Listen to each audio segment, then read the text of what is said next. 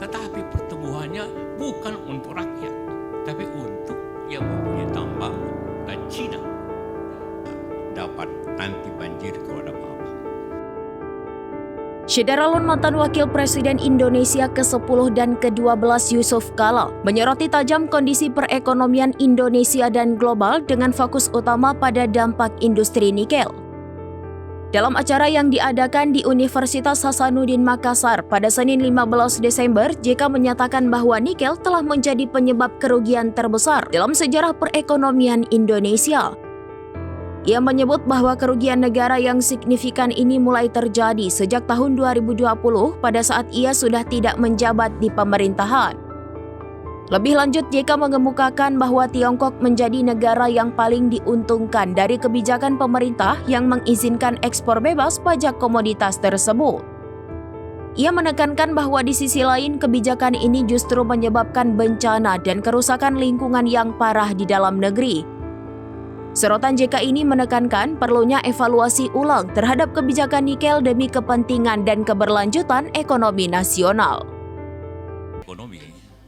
Ekonomi kan dibagi pendapatan rendah, pendapatan menengah, dan pendapatan tinggi.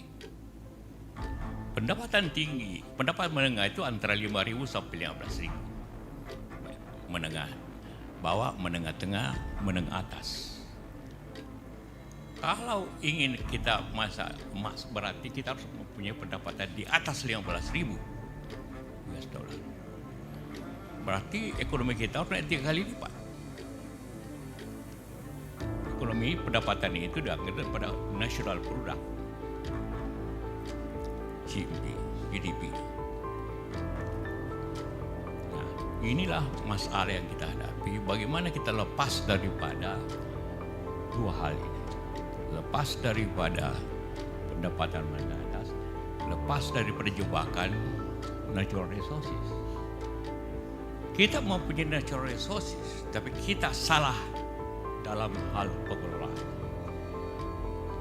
Kesalahan terbesar yang terjadi adalah semuanya prinsipnya suatu negara selalu memang ada insentif, tapi selalu insentif itu diberikan kepada manufacturing yang bisa memberikan pekerjaan, yang bisa transfer teknologi, dan bisa menaikkan ekspor, manufacturing, nilai tambah. Yang terjadi adalah kita memberikan tax holiday ke natural resources.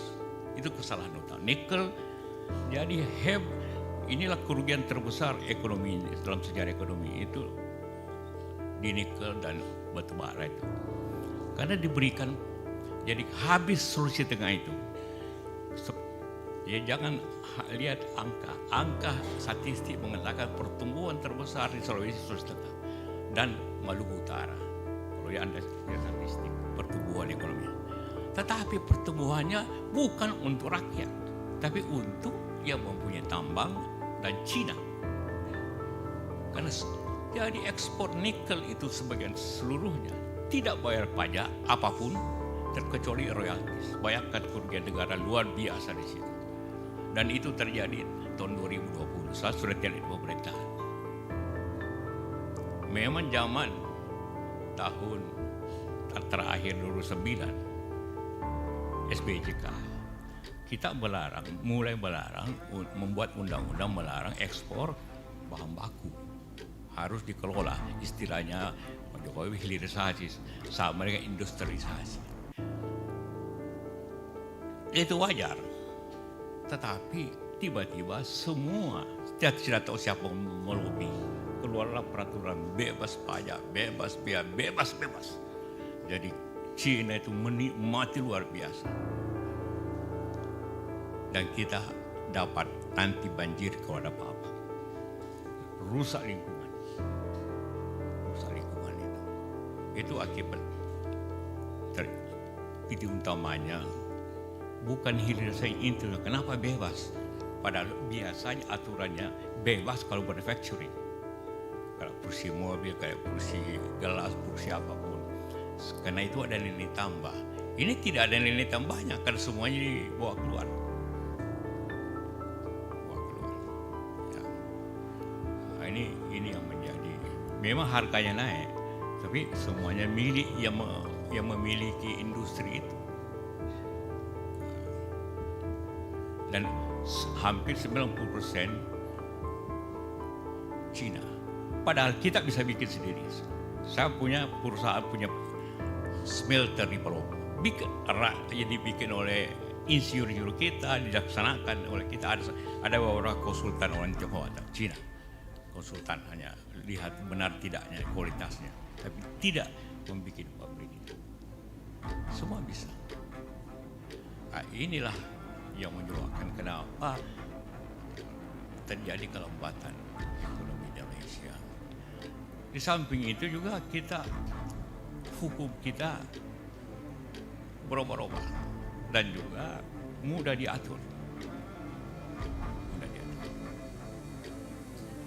Mudah diatur di DPR, mudah diatur di akhirnya tidak ada kepastian bagi investor. Kenapa investor kita itu tidak sebesar di Vietnam, tidak sebesar di Thailand, tidak sebesar di Malaysia. Sehingga pertumbuhan ini menjadi masalah. Bagaimana kemudian kita perbaiki itu? Dunia sedikit membaik, hanya naik 0, tapi pertumbuhan di negara-negara yang besar, Amerika, China sekarang menurun akibat perang dagang Amerika, Eropa juga menurun ekonominya. Maka pasar kita juga tidak besar lagi. Kedua, akibat perang itu di mana-mana kebutuhan energi menjadi berkurang dan kebutuhan industri berkurang. Karena itu harga batu bara menurun, harga nikel menurun. Satu-satunya yang naik copper, tembaga dan emas, yang lainnya menurun. CPO juga ada penurunan kadang-kadang naik. Salah satu sektor lain juga yang menyebabkan ekonomi kita itu penuh dengan tantangan ialah minyak.